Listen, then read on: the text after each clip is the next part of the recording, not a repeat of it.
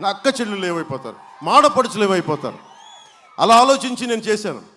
దాంట్లో అకారణంగా అన్యాయంగా ఒక సీనియర్ నాయకుడిని, మన విభేదాలు ఉంటాయి పాలిటిక్స్లో, పబ్లిక్ పాలసీ పరంగా ఈ పని ఎందుకు చేయలేదు, విభేదాలు ఉండొచ్చు, కానీ మనం కక్ష సాధింపులు చేయను.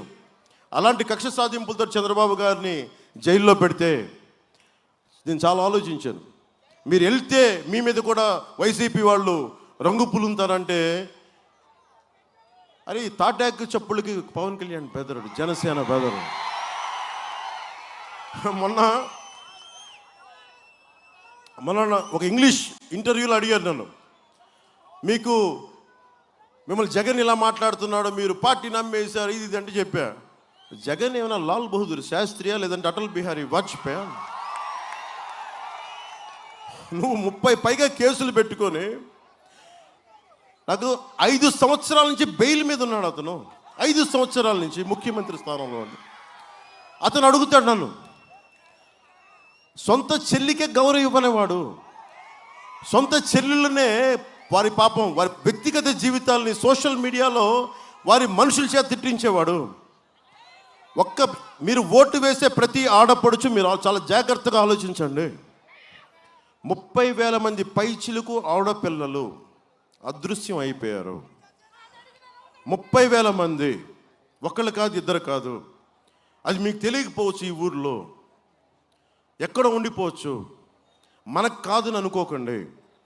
అలాగే చంద్రబాబు నాయుడు గారి సతీమణిని అంటే మనకి చాలా చిత్కారంగా మాట్లాడితే అది మన ఇంట్లో జరగద్దని అనుకోకండి, ఆయనకి జరిగిందని మీరు అనుకోకండి.